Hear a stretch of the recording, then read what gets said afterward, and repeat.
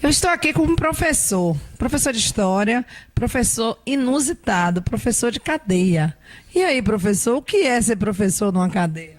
Na verdade, sou professor de História da rede estadual do Rio de Janeiro. E a rede estadual tem escolas em algumas unidades prisionais.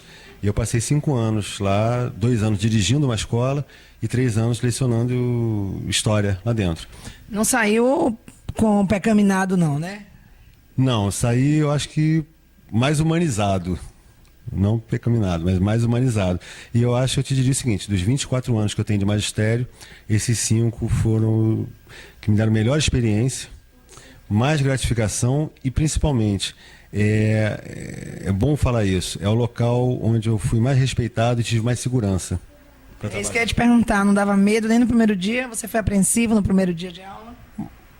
Ninguém entra numa cadeia relaxado, né? Por mais que você entre sabendo que vai sair no final do dia e que já tenho te dito que tem segurança. Você imagina que vai sair no final do dia, você não pode afirmar. Não, ninguém pode afirmar, mas também numa escola comum não pode afirmar. É verdade. Hoje em dia, né? Mas, claro, a primeira vez que eu pisei na cadeia, não vamos ser hipócritas, né? É aquele esforço para manter a naturalidade, mas não é natural, porque não é natural o ser humano enclausurado, né? Há uma tensão. Mas logo você percebe que há um total respeito. Quando eu falo de segurança, não é porque tem vigilância de guarda. É porque há uma compreensão do que é a escola ali dentro por parte do preso aluno. Então, eles próprios organizam e cuidam da escola. Então, você se sente absolutamente seguro ali dentro. Marcelo, nosso sistema prisional é bem falho, né? Ele tem coisas bem absurdas lá dentro, né? Apesar de estar tratando de marginais, mas... Olha, eu posso responder isso por vários aspectos, né? Se ele está tratando com criminoso e com marginal, ele é mais falho ainda. Porque o indivíduo ele pode cometer um crime. E para isso o Código Penal prevê punição, condenação, tudo isso.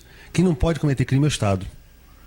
Porque quando você tem um Estado criminoso, você não tem que cobrar do indivíduo da sociedade. Por outro lado, eu acho que o sistema penitenciário no Brasil ele não é falho. Porque eu chego à conclusão que ele age conscientemente atuando para fazer isso, né? Para segregar as camadas populares do Brasil. E são elas que estão enclausuradas, né? Então, assim, se nós acreditarmos no discurso da ressocialização, da recuperação do indivíduo, né, para voltar à sociedade, nesse discurso quase missionário do Estado, vamos dizer que essa tentativa fracassou. Não existe isso na penitenciária. Não existe. Não existe. Nós temos 65% da população penitenciária do Rio de Janeiro, né, cabe deixar claro, nós temos hoje no Rio de Janeiro, de 15 milhões de habitantes, nós temos 26 mil presos. Tá? Nós temos 65% afrodescendentes. Temos 65% jovens entre 18 e 29 anos. E temos 65% de pessoas que não têm o ensino fundamental completo, até o 9º ano, antiga 8ª série. Então, é muito claro quem está preso. Você quer dizer com isso que o da Zona Sul não está preso? Não está preso. O branco de olho azul? Não está preso. Não tem morador da Zona Sul do Rio de Janeiro com 18 anos que não tem ensino fundamental. O próprio Código Penal do brasileiro, ele prevê para o mesmo crime categorias diferentes. Roubar o teu relógio é roubo. Desviar do INSS é corrupção passiva, é estelionato, né? A categorização já está separando os grupos que praticam isso. E você tem muito mais ladrão de relógio na cadeia do que corrupto do INSS. Então, eu acho que eu tenho a convicção, a clareza, não só pela vivência que eu tive lá, mas pela pesquisa que eu faço no meu doutorado, que o papel da cadeia no mundo, porque esse fenômeno não é brasileiro, o papel da cadeia no mundo é de contenção do excesso de movimento desse excluído, para garantia da lógica social excludente, exploradora e tudo mais.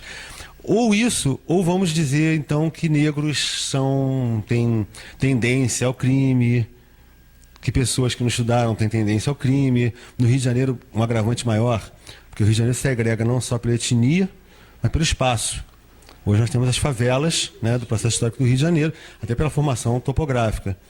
Então, realmente, crime é a ação feita por aquele tipo de morador. Porque é aquele tipo de morador que está preso. Mas a gente também se prende, porque quando você chega no Rio de Janeiro, aqui não tanto, mas em São Paulo, você vê 2 grades para você entrar dentro de um prédio. Então o próprio morador se prende também. Né? Se prende. E nós temos que entender também o seguinte, hoje no Brasil, você tem um número, tem várias pesquisas que mostram isso, um número de seguranças particulares maior do que o efetivo policial. Isso eu não sabia. Isso é um sintoma interessante também. Fora as grades, as câmeras, os equipamentos de segurança, as companhias de seguro, toda uma indústria que existe em torno disso. Mas eu acho que o principal, Tereza, para a gente entender isso, é derrubar os muros da cadeia. O que eu digo que é derrubar os muros da cadeia? A cadeia tal qual ela foi construída, né, ela cria um mito ao longo da história, né, Conde de Monte Cristo, né, Papillon, tudo, porque é um mundo que você não vê. Né? Então cria aquelas histórias, aqueles mitos. Masmorras, Bastilha, ao longo da história, quantos romances, né? Então, a questão é a seguinte, é entender que aquele cara que cometeu um crime, foi julgado e condenado, foi julgado lá, aquilo não é lá, aquilo não é fora da sociedade. Aquele cara, ele não precisa ser reinserido na sociedade, ele está inserido. A cadeia também está inserida. Eu costumo dizer o seguinte, quando você permite que um Estado trate sem dignidade o preso, mas ele cometeu um crime, sim, por isso ele foi preso, julgado, condenado e está na cadeia, né? Como eu sempre falo, o cidadão pode ser um criminoso, o Estado não pode. Senão mas as pessoas às vezes têm que vários crimes a pessoa cometeu. Sim, então ele vai pagar por vários crimes pelo Código Penal. Ou então vamos acabar com a hipocrisia, eu não concordo, mas vamos adotar a pena de morte. O que não dá para o Estado manter uma pessoa presa por 30 anos, gastando com ela para ela ficar pior. E trabalho para o preso na penitenciária para ele se manter? Só para concluir o que eu estava falando antes, quer dizer, a gente tem que entender o seguinte, a discussão da condição e da situação penitenciária do Rio de Janeiro, ou do Brasil, é uma discussão que nos interessa. E não é pelo discurso da maior punição, é pensar que a cadeia e a população que está lá faz parte da população do Estado e do país. Ela vai sair, vai conviver com a gente e a família dela já está aqui fora convivendo. Então, você deixar que o Estado trate mal 26 mil habitantes da população carcerária e se surpreender com o Estado que trata mal quando vai atender no posto de saúde, que o Estado que não olha o seu cidadão com um público com direito, ele não vai olhar em setor nenhum. Né? Não há diferença. O Estado que trata de forma indigna um preso não tratará bem um aluno de escola pública, um professor de escola pública, um médico, um cidadão que procura o plano de saúde. O preso tem direito a voto? Não há nada na legislação que não permita, mas não é dado esse acesso. O presídio brasileiro, ele gosta de trabalhar com casos de exceção. Então, às vezes, tem uma delegacia ou um presídio que leva uma urna para dizer que a cidadania... Entende? É um caso para sair no jornal. Tá? E eles alegam, a lei de execução penal determina que o preso está privado do direito da sua condenação, previsto na sua condenação. É só a liberdade, ir e vir. Os outros direitos não estão cassados. E o tempo todo exercita-se, né, o poder de lhe tirar o direito.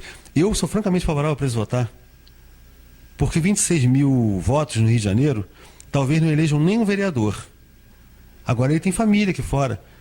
Dizer que ele vai coordenar para botar bandido no Congresso, ora, o preso não vota e o Congresso não está tão isento de bandidos assim. Então, né, além disso, as facções criminosas estão aí. Aliás, uma coisa curiosa para se entender o crime organizado é pensar o seguinte, vamos pesquisar, procurar as sessões eleitorais do Rio de Janeiro e ver se tem voto fechado, por exemplo, com um candidato que seja da comunidade, ou seja, do crime. Não tem esse caso no Rio de Janeiro. Mas você pode achar pessoas muito ligadas ao poder branco estabelecido com votos naquela comunidade. Então, ou bem o traficante não manda naquela comunidade, ou bem há uma ligação muito clara entre ambos os lados que parecem opostos. Seu governador estava bem querido no Brasil, né? Mas agora ele está em decadência total. O que foi que houve? Pode se enganar muitos por muito tempo, mas não o tempo todo, né? O Rio de Janeiro estava vivendo uma farsa, né? Com o Sérgio Cabral e o Eduardo Paes. Né? Eles eram corretores do Rio de Janeiro, vendendo o Rio de Janeiro e tratando a população como verdadeiros bandidos. tratando a toque de caixa pela polícia, pela guarda municipal. Nós temos uma guarda municipal aqui da Prefeitura do Rio, que constitucionalmente é uma guarda de postura, uma guarda de conduta. Sem arma, né? Ela não usa arma, né? Pois é, ela anda em grupos de 5, 6, com um cacetete de 1,5 m cada um. Eu não entendo isso. Senão, uma formação de milícia, sem falar das milícias que existem aqui, que são comprovadamente ligadas ao prefeito, né, acuando a população do Rio de Janeiro. Olha, gente, aqui é conversa para mais de 20 anos, viu? Agora eu não sei se a gente lamenta ou chora, né? A Bahia tá bem igualzinho. Sala de estar com Tereza aqui no Rio de Janeiro com Marcelo Biar, professor de História.